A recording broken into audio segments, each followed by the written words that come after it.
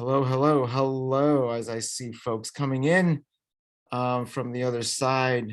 All right. So I'm going to share my screen. Perfect. Excellent. All right. Give me a thumbs up if you can see the purple screen in front of you. Fantastic. Okay, so I see we are recording and we are live. My name is Earl. I am the facilitator for the Mesa Public Schools Virtual College Fair here, powered by StriveScan. I'm here joined by 6 wonderful representatives who have spent the next 45 minutes for your information gathering. Just a reminder for those on the other side listening or watching it in the recording, your camera is off, your microphone is off. You can converse with our panelists through the Q&A feature in your toolbar. There are more sessions within this Mesa Public Schools schedule, so please make sure you look for that in the website. The recording of this, if you're not able to join us, will be at the URL there below, strivescan.com/Greater Arizona. We are in the C5 session, so you're going to hear from 5 outstanding colleges and universities: Haverford College, Dickinson College, Elon University, Lasell U, Simmons University, and Springfield College, in that order. Okay, I'm going to stop sharing my screen, come out of here so I can see everybody. All right, folks, I am going to hand this over to Christina from Haverford College, and I will, folks are starting to mute themselves and disappear, and I see Haverford's video there, so Christina, off you go. All right. Hi, everyone. My name is Christina. I'm one of the admission counselors at Haverford. And so I just want to talk a little bit about what makes Haverford a little bit different. So Haverford is a small private liberal arts college, and we're located on the East Coast. We're about 8 miles outside of Philadelphia. And originally we were founded by Quakers in 1833. And so we're no longer a religious institution, but what that means for us is that we have a lot of values that come from our Quaker roots. So we were founded by Quakers, and that means that we now really value things like ethical leadership, collaboration, integrity, respect, and we also really value student voice and student agency on campus. And what that means for our community is that we have an honor code, and our honor code isn't just a list of you have to do this, you can't do that. It's more of a framework of how the community comes together, and it's a framework of how the community comes together in terms of academics and also outside of academics. So practically what the honor code means is that there are no proctors for any exams at Haverford. All of the exams are self-scheduled. Professors will give you quizzes and tests and say, take it home and do it on your own time. And then outside of classes, the honor code includes things like a guide to how to deal with conflict when that arises between students. And another really cool thing about the honor code is that it is entirely run by students. So the honor council, which you can see more information about on the screen, is the group of students that run the honor code. And every year, all of the students at Haverford come together and they vote on the honor code and vote about any changes that they want to make. Another part of student agency at Haverford is something that we call shared governance. So at all sorts of institutions across the US, there are lots of decisions being made every day about how campuses are going to be run. And at Haverford, we want students to be involved in those decisions. So there are lots of committees that make these decisions, and often students will be part of those committees at Haverford. For example, right now, we're looking for a new athletic director, and there are students on that hiring committee, and they have an equal say to the faculty and the staff in terms of who it is that's going to be hired. And that's something that we think is really cool and really important. In terms of academics, Haverford is a liberal arts college, so everyone has a major, but outside of your major, you're going to explore a lot of different subjects. And everyone's path at Haverford looks a little bit different, but one thing everyone has in common is the senior thesis. So Haverford requires a senior thesis for every single student. And what that means is that every student will do a year-long research project or other scholarly project in their last year. And this can look really different depending on what major you have. But you come up with the idea. It is for you to pursue in the way that you want to pursue it. And then you work one-on-one with a faculty member throughout the year who advises you, and you do whatever it is that you're really interested in. So for a biology major, that might be research that you're doing in the lab and then you're writing your thesis about. For a fine arts major, you might be producing an exhibition based on your areas of expertise. And so this is really just an experience for students to really dive deep into what it is that interests them and be able to explore that in so many different ways. And what that looks like looks different for every single student. So another way in which we really try to have students individualize their academic experiences is through our academic centers. So we have a center for arts and humanities, a center for sciences, and a center for global citizenship. And each of these centers will bring people to campus as guest speakers. They will sponsor workshops, they will sponsor seminars, a whole range of different events happen to help students really engage with academic subjects outside of the classroom, outside of their majors. And then beyond that, each of these centers also sponsors research opportunities and internship opportunities. And there's a whole range of different options available. For example, when I was at Haverford, through the Center for Peace and Global Citizenship, I went to Mexico City to work with an organization that works with refugees and migrants. And that was because I had studied immigration in the classroom. And so there's many other opportunities like that, but really what these centers serve for as places to connect your classroom learning with everything that exists outside of the classroom. And you can do 1,000,002 different things through the centers, but they're sort of supposed to build again on something like the senior thesis where you can connect all of these different things together, explore a bunch of different areas of your interests, and really have lots of different opportunities to engage with those subjects. So another really important part about our academics is that we are part of a consortium. And so what that means for us is that we are part of a group of colleges that share different resources. And those colleges include us, Bryn Mawr College, Swarthmore College, and the University of Pennsylvania. And you can take classes at any of these schools. At Bryn Mawr, which is where we have our closest relationship, you can also major at Bryn Mawr. You can participate in lots of the different social activities that happen at Bryn Mawr. And there are lots of things that Bryn Mawr and Haverford share across our campuses. So almost every student at Haverford will take at least one class at Bryn Mawr during their time at Haverford. And then across the broader consortium, about 50% of students are taking classes off of Haverford's campus. And so what this means is just you have a huge number of resources available to you across all of these different schools because Haverford is a small school, but you have access to classes at the 3 other schools in our area as well. So that's about all the time that I have, and I know that there are many more things that you might want to know about Haverford. So I'm going to be answering as many questions as I can, but also if you have any questions that I don't get to today, feel free to send me an email. My email is on the screen.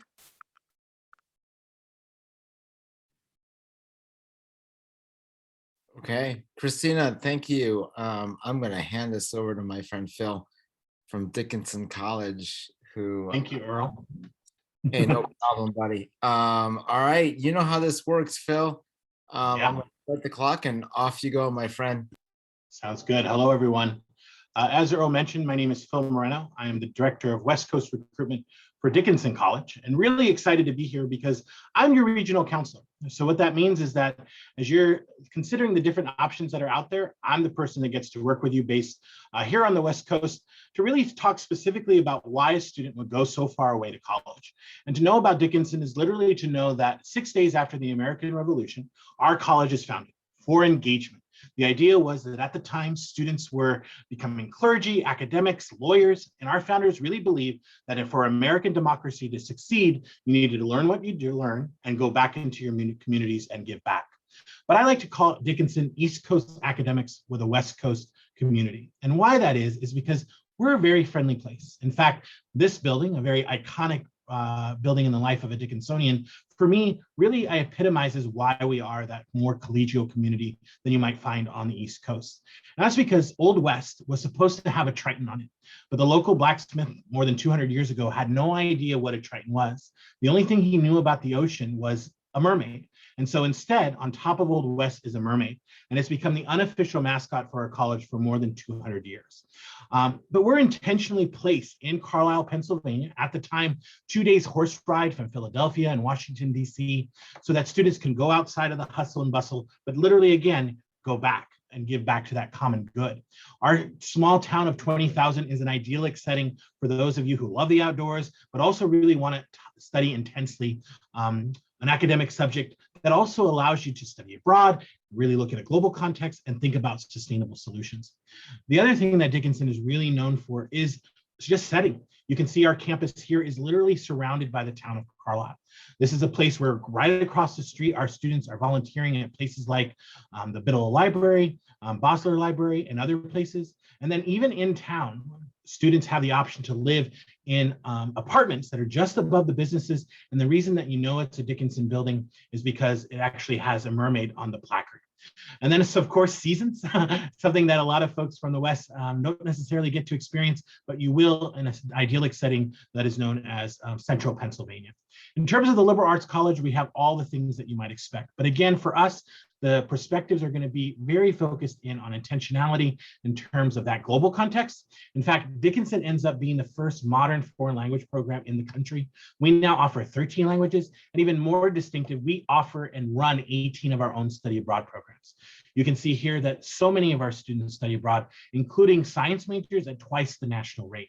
So if you're thinking about global, if you're thinking about language study, this is a place that we're going to contextualize that for you. In fact, our most popular major, International Business and Management, is already a combined major. The other thing that Dickinson has really invested in over the last maybe 40 years has been the idea of sustainability. And certainly we talk about environmental conservation.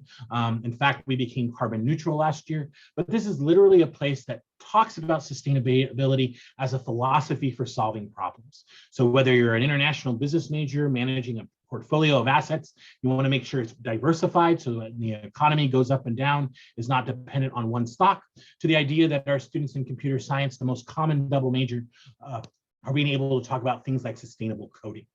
In fact, Dickinson does have a sustainability requirement, but you can actually choose from 100 different courses for that one requirement that come from 41 of our 46 majors. So again, in terms of sustainability, this is a place that really talking about it, not just from the sense of environmental conservation. But that big engagement piece, I think, again, is at the heart of what Dickinsonians do. We are a place that wants to do things. In fact, our advising is layered with both academics, but also how are you going to apply it? And so you can see that we do guarantee that students will have research or internship before they graduate. This is a place where you can get graduate level study at law school and medical school at high rates, but also garner, if you wanted to, a Fulbright scholarship, as we are among the top producing liberal arts colleges in the country. You're going to do it, and you're going to do it multiple times. Lastly, in terms of that admissions process, Dickinson is very proud to once again be test-free until 2023, meaning we don't consider test scores. We were able to do that because of our test optional policies since 1994, but we also offer very competitive scholarships by both need-based and merit-based scholarships, which you can see here. That's a lot of information at a short amount of time. So I'm going to go ahead and pop some contact information into the chat. And thank you so much for listening to me tonight. And I'll throw it back over to Earl.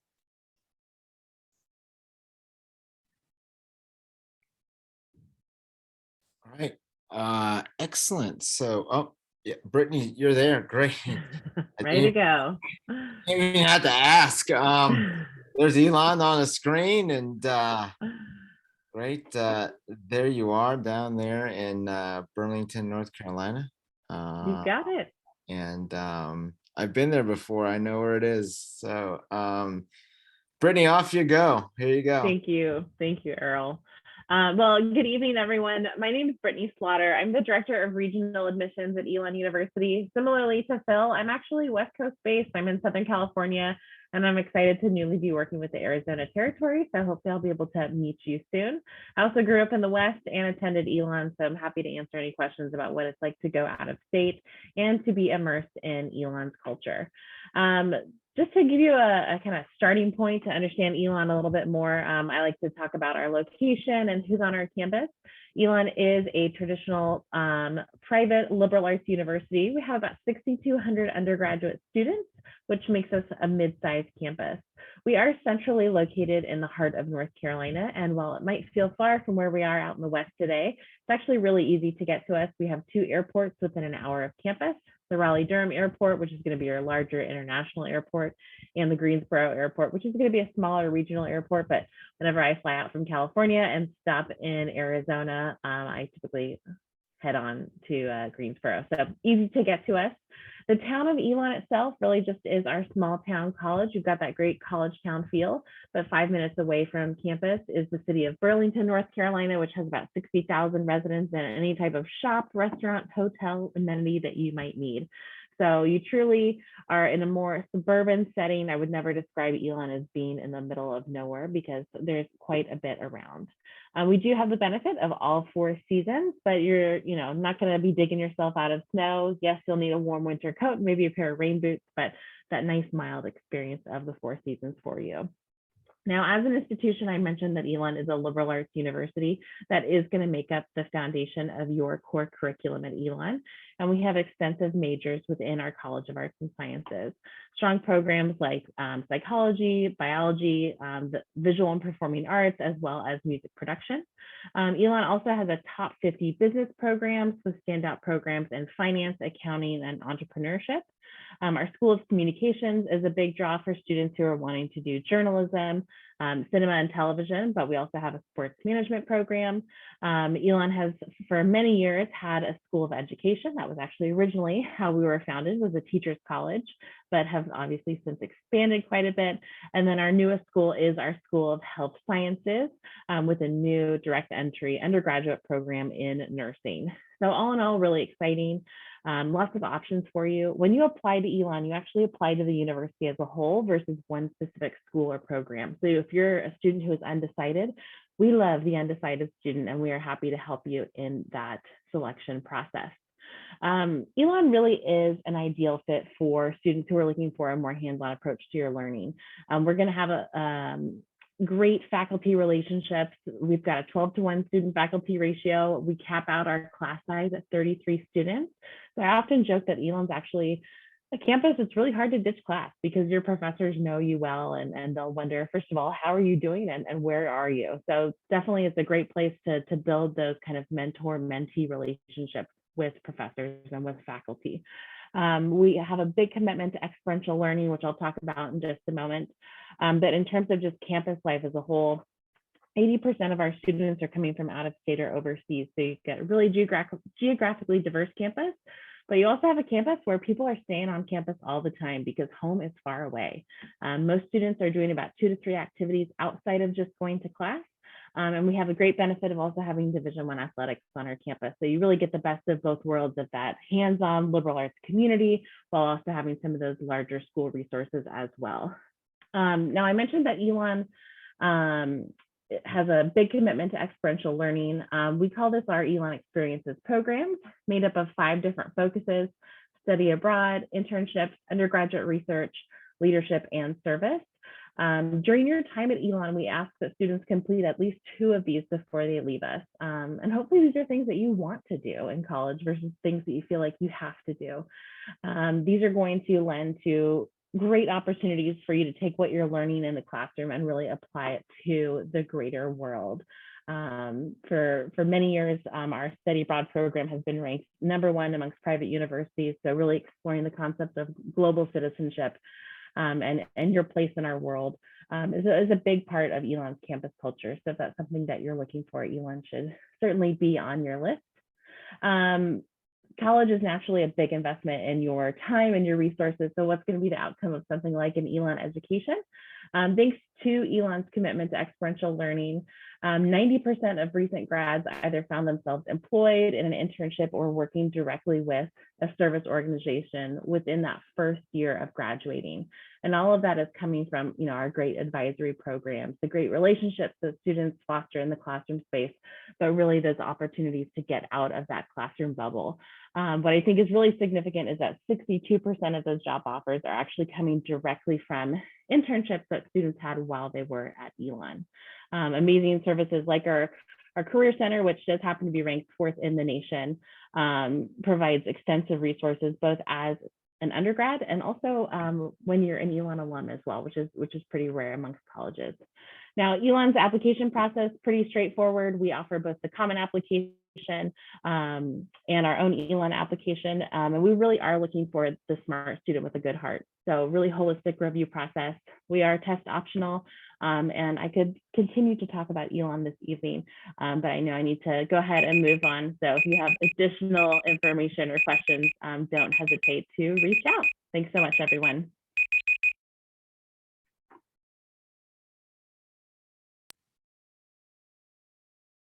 Okay, Brittany, thanks. Alex, where are you? There you are. From Lasell. I am going to hand it over to you, Alex. Thanks so much. Of course.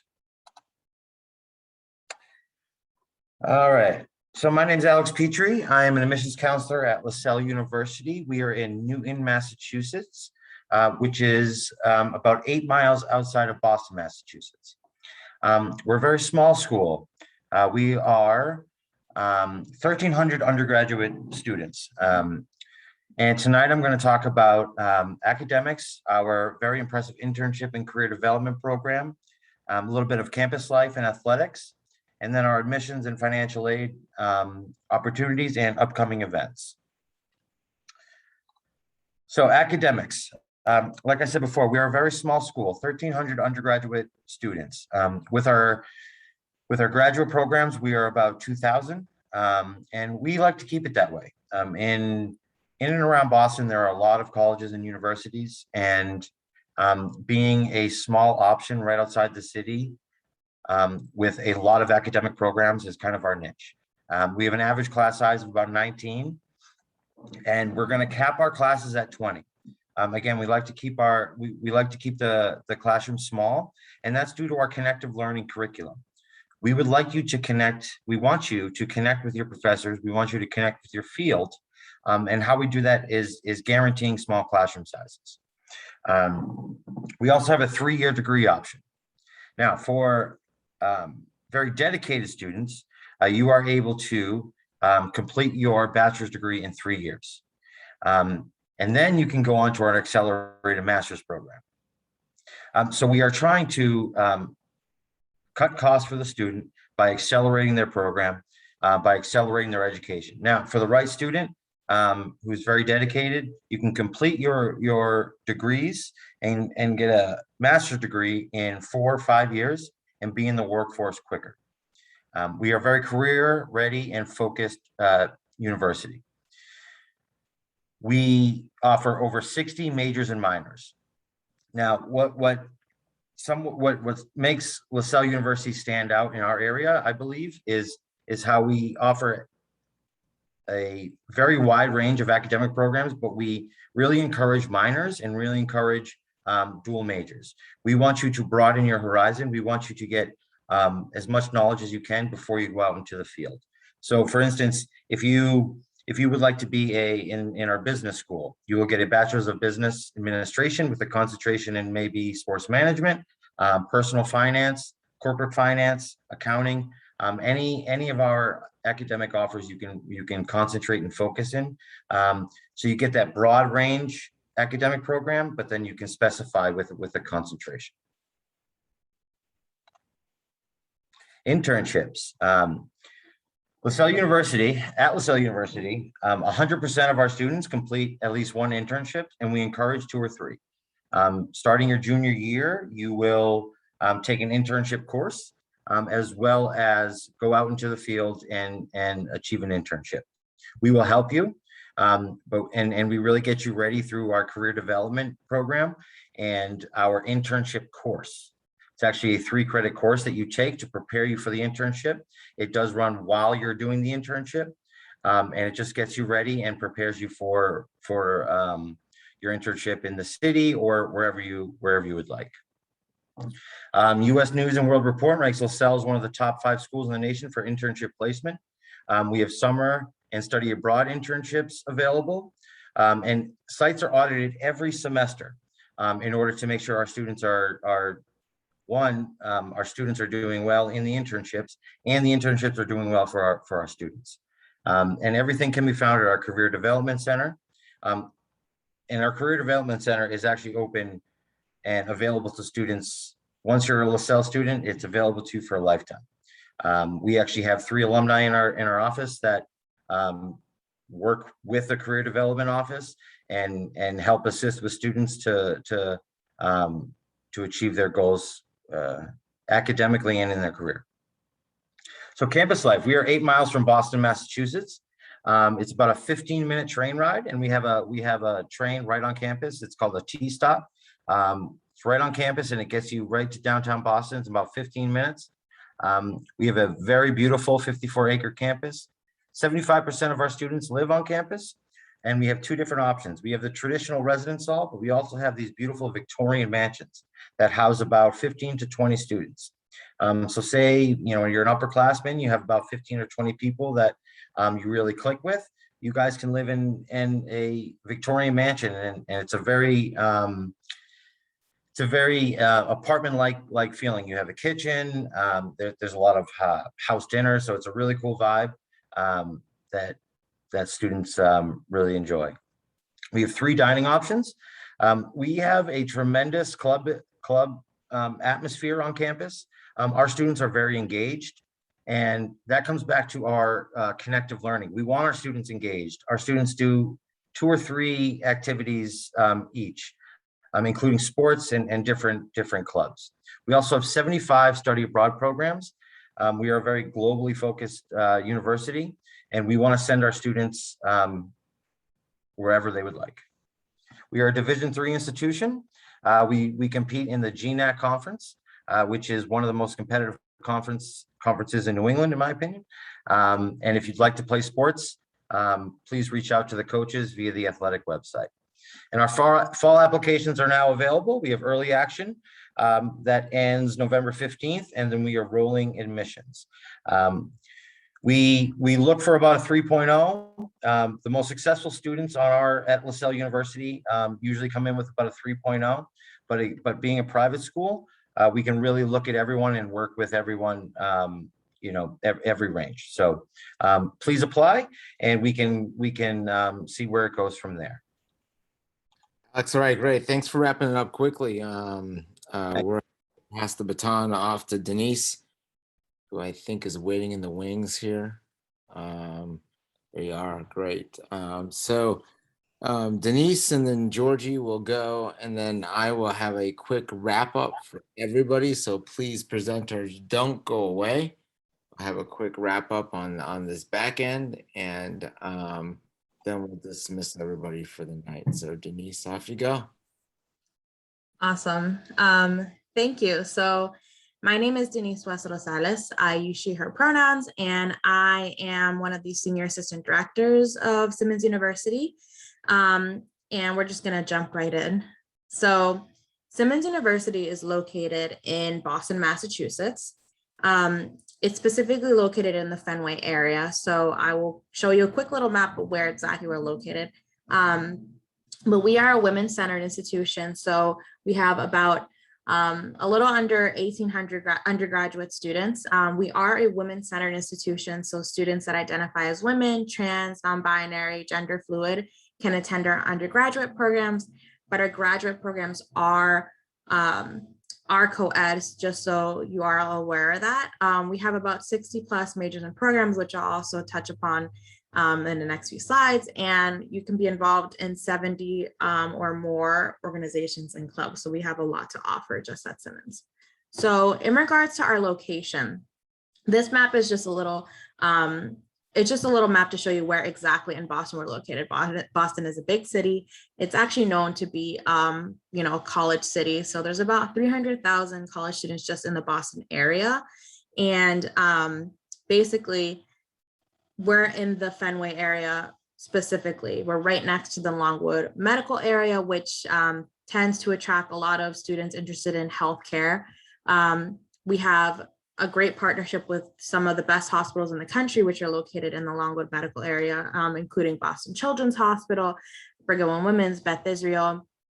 And we have students that are doing internships, clinicals, research in these hospitals every year, and some who even receive job offers in these hospitals afterward. We're also, like I mentioned, in Fenway, down the street from Fenway Park, which is where the Boston Red Sox play. If you're not a huge baseball fan like myself, I always like to mention what other stuff happens in the area. So Fenway Park is also used as a concert venue as well. So for example, the Jonas Brothers recently performed there, Maroon 5, Lady Gaga, so different performances, but they also have seasonal events as well. So in the past, they've had a Spooky World Horror Fest, event at Fenway Park that tends to attract a lot of families and obviously a lot of college students.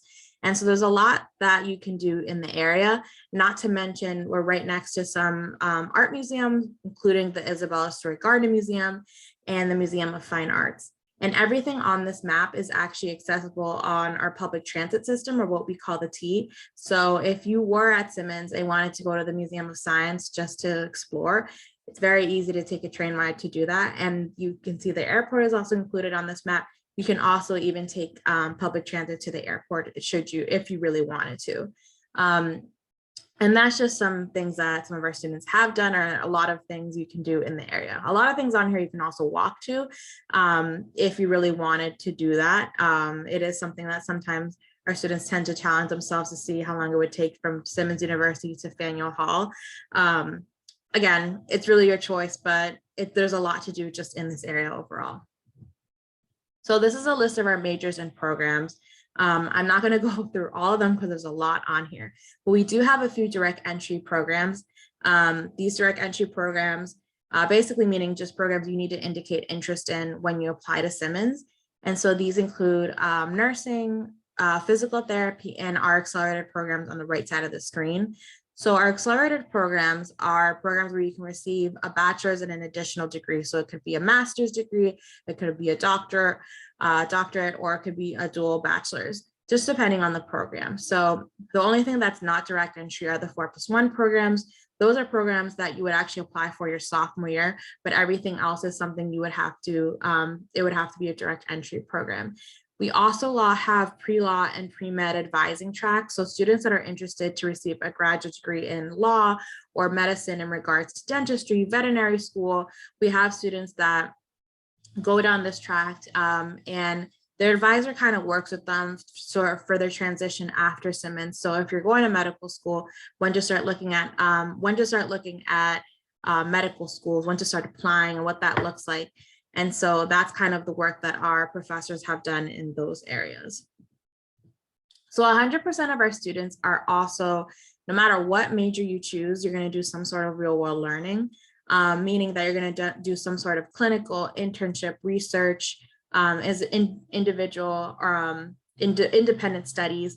And the purpose of this is, well, a number of reasons, but one of the things is Simmons really wants to make sure their students are kind of building up their resume, getting experience in their field that they're studying, because we could teach you all these things, but it's kind of irrelevant if you don't know how to put it into work in the outside world. And so what best way to do that than to really make sure that you're doing these internships and real world learning. Something else that I also like to mention is that Simmons is also part of a consortium of schools called the Colleges of the Fenway, which include 4 other schools. And so you can actually also take classes at these other institutions. And on top of that, you can take advantage of the study abroad program. So if there was an internship opportunity that you were thinking of or curious about, you could actually work with another school and see if that was something that could fit into your schedule. And then the last thing I'm going to mention is just us being a women's-centered institution and what that means. You know, a lot of the majors that we taught that I showed earlier are in male-dominated fields. And at Simmons, we really just focus on what it means to be someone of a marginalized background in these fields and what we can do to break down these barriers and make you feel empowered and be leaders in the field, essentially. And that's all I have. So thanks. Great.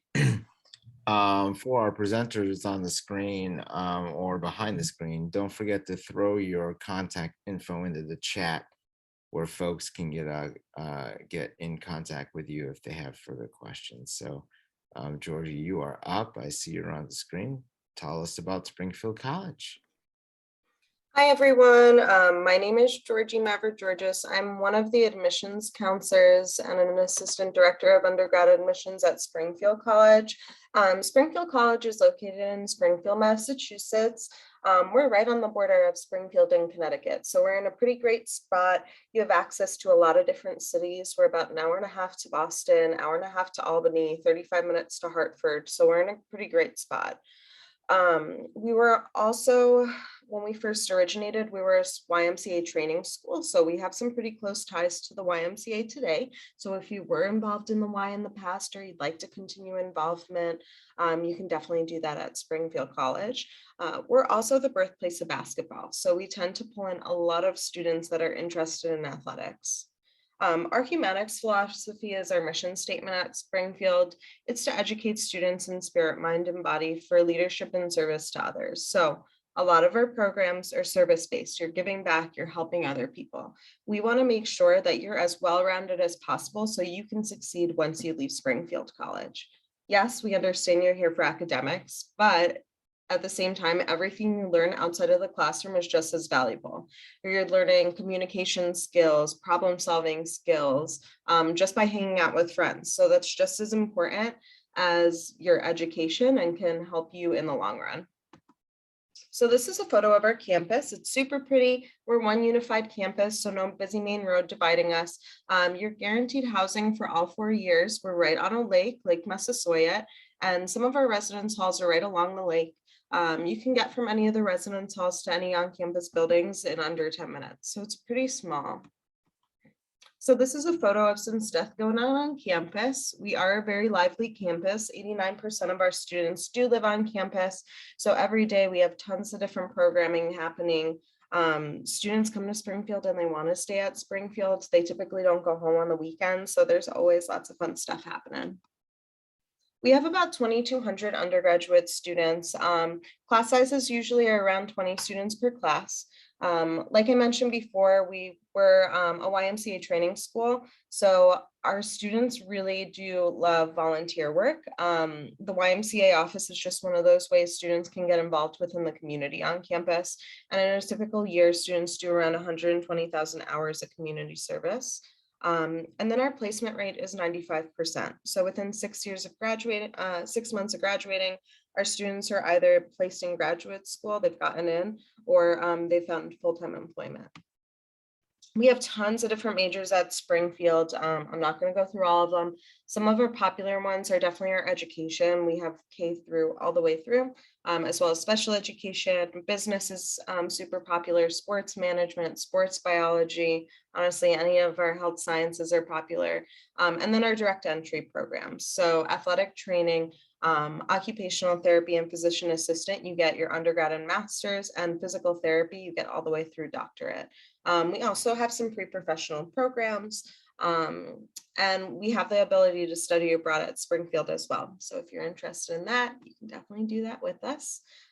Since we are the birthplace of basketball, we attract a lot of student athletes. 34% of, I'm pretty sure it's 34%.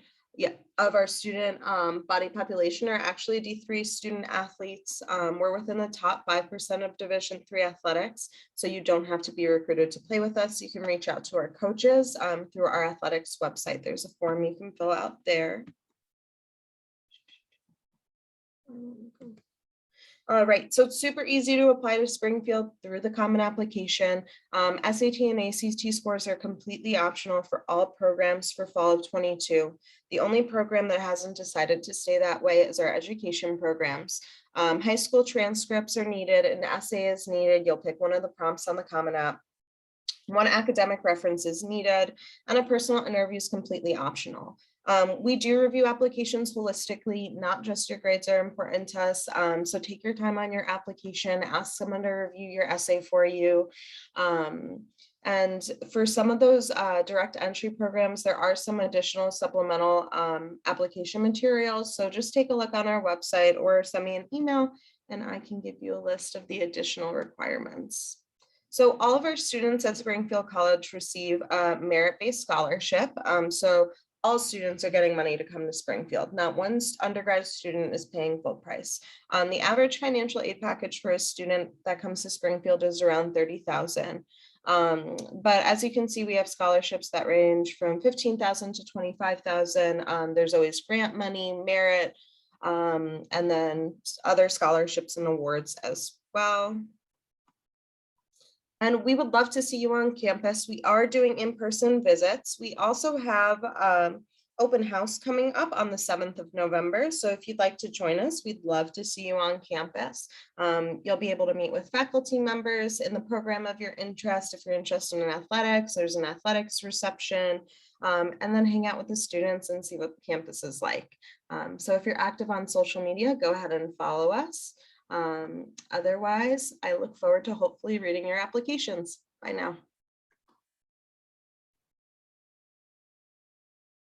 All right, perfect. All right, thanks everyone. I'm going to invite everybody back on the screen. We are going to do the round robin quote unquote speed answer format for the wrap up here. 30 seconds or less, if you would please. So I've got a few seconds left on the clock.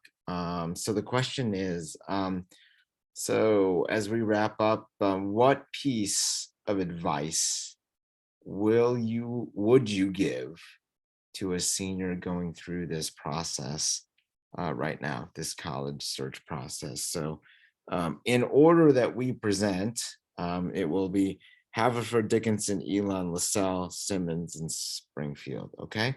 Hopefully we'll have another round of wrap up after that. So Christina.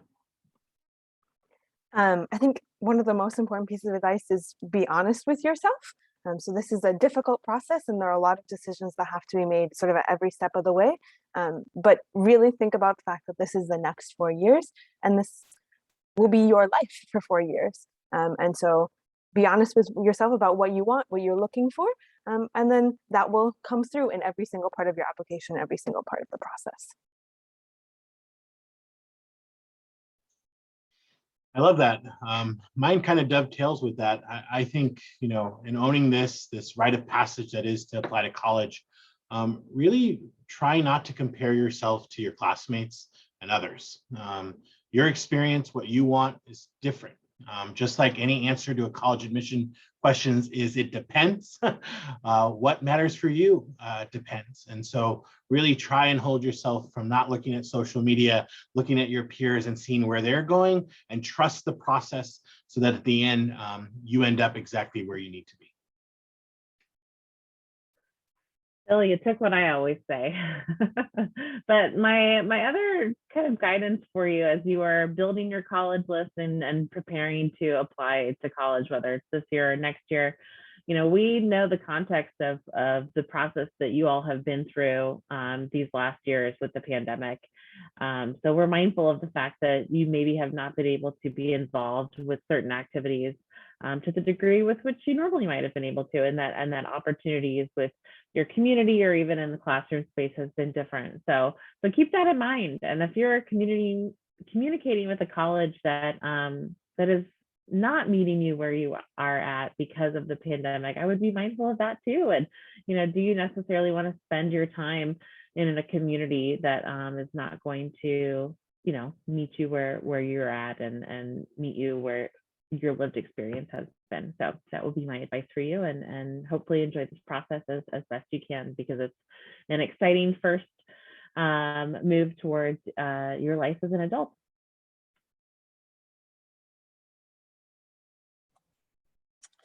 My best advice, if possible, I'd say visit schools, visit the area.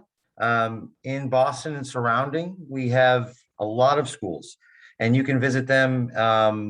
You can visit a few in a weekend. You can even visit our school and Simmons University in a weekend, and then hop over to Springfield and see them as well. It's very easy. So just visit and get a feel for the community, get a feel for the vibe of the surrounding areas, because that's going to be your home. And we have a student, I have a coworker who went to Lasell and is completing her graduate program, who lived in California and on the West Coast, and now makes home in Boston. I've known many people who make their home in the Northeast. It's a great place to study. It's a great community, and so just come and just try to visit whatever college and community that you desire. That's my best advice. I would say mine is to just ask questions. A lot of times there's a lot of uncertainty, but also just shame in asking and acting like you don't know. Nobody knows what they're doing. I didn't know what I was doing. But also, if you have that question, there's a 99% chance that somebody else has that question and that somebody else has asked that question. So like everyone on the panel has said, it is your journey. And so if you need us to kind of explain something or to go over something more in depth, we're happy to do that. And that's our job. That's what we're here to do. So don't be afraid to ask questions, but also ask us the hard questions too that you might not think, that are just going to help challenge us as professionals, but also help you find out if this is a school for you. So I think that would be my advice.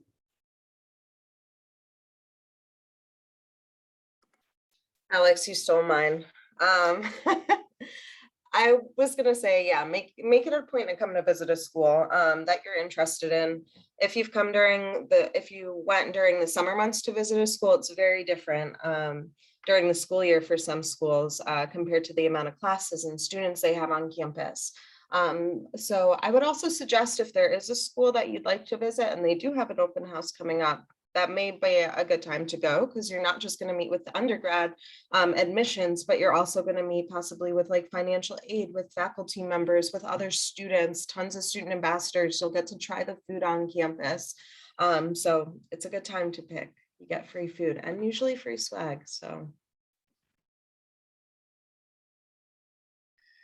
All right, yeah. Who can beat free college swag?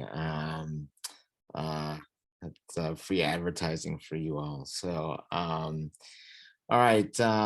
So we are up on time, unfortunately. And I just want to remind those on the other side that as you close out of this particular session, and I'm looking to share my screen, but my screen share has failed. So, hey, look, I'm going to do it off the top of my head. As you close out of this session, it's 5 questions just to help StriveScan do what they need to do better for you. Look for more sessions in the URL that you were given to register for this session. And then again, a recording of this session will be live and active once you give us some time to archive that and post it at that URL. So great. You 6 did a great job. Thank you so much for doing this for our audience and having the ability to just continue to listen to it. And these are some great colleges, some great schools. I hope our audience has a chance to see you all and learn more about them. So Brady Bunch style, we'll wave good night. It's time to let you all get to your evening, and it's great seeing some of my friends on the other side of the screen. So great. Good night. Have a great evening. Bye-bye now.